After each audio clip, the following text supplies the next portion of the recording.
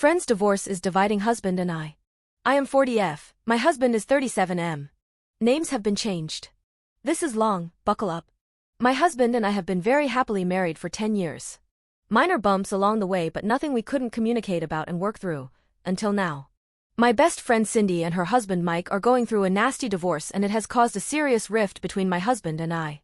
I didn't realize how serious it was until this morning when he told me he was going to stay at his brother's house for the weekend. To understand the current situation there is a bit of background I need to provide. For years ago my hubby's close friend Alan was caught having an affair on his wife, we'll call her Carol. I was good friends with Carol. Not super close, but we'd get together for cocktails a few times a month and occasionally we'd go on double dates. My husband told me that Alan had been unhappy for a while because Carol had stopped having sex with him. When I talked to Carol she didn't deny this. She said that Alan had gained weight and she was no longer attracted to him. This is somewhat true. He was around 6 foot tall and went from about 200 pounds to 250 pounds over the course of a year, those are estimates. Alan was a chef and started sleeping with a female co-worker 15 years younger than him. He was 35, she was 20.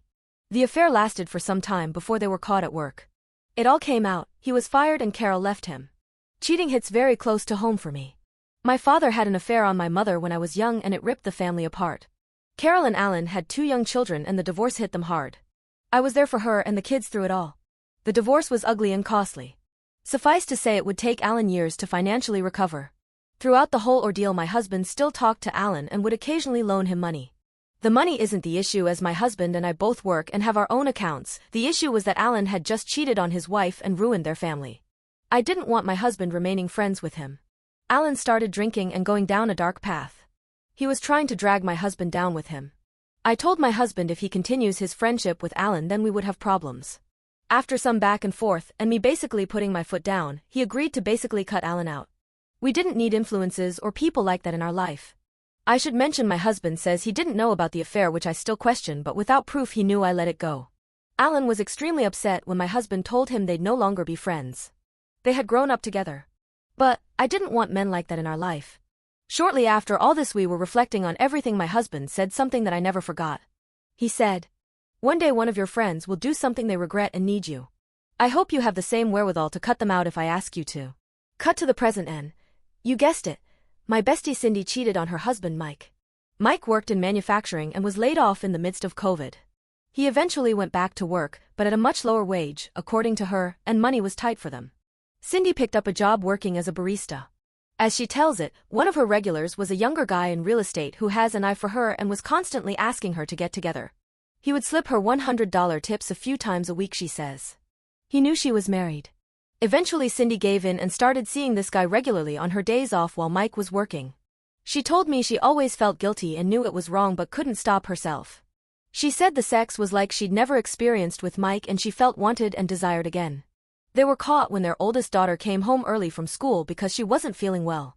Cindy was busy with her AP, didn't see the text from her daughter, and the daughter walked in on them. The daughter told Mike. Mike was devastated and they are getting a divorce. The family has basically ostracized Cindy and want nothing to do with her currently. I and a few friends have been her support through everything. I need to say that I recognize what she did is terrible. However, my husband has pounced on this opportunity and is demanding I cut contact with her completely, just like I did with him 4 years ago. He says we don't need cheating cradle robbers in our lives. I explained that this is different and the issues between Mike and Cindy are more complicated and she feels genuine remorse and wants her family back. Also, what his friend did years ago was creepy. He says he doesn't care about the issues or how she feels and that he made a sacrifice for me years ago by cutting out one of his closest friends and I need to do the same for him. I told him I wasn't going to do that and that he was being petty and vengeful and he knows the situations are completely different. This morning he said he's heading to his brother's for the weekend. He said he feels betrayed. I honestly don't see how he feels this way. I don't know what to do. I asked him not to go. I told him I loved him and we can talk this out. He responded with "I'll see you Monday." I am at a loss. Update. I believe the situations were different because my friend is genuinely remorseful. She wants to reconcile. Alan did not. He acted as if he didn't care and showed little to remorse.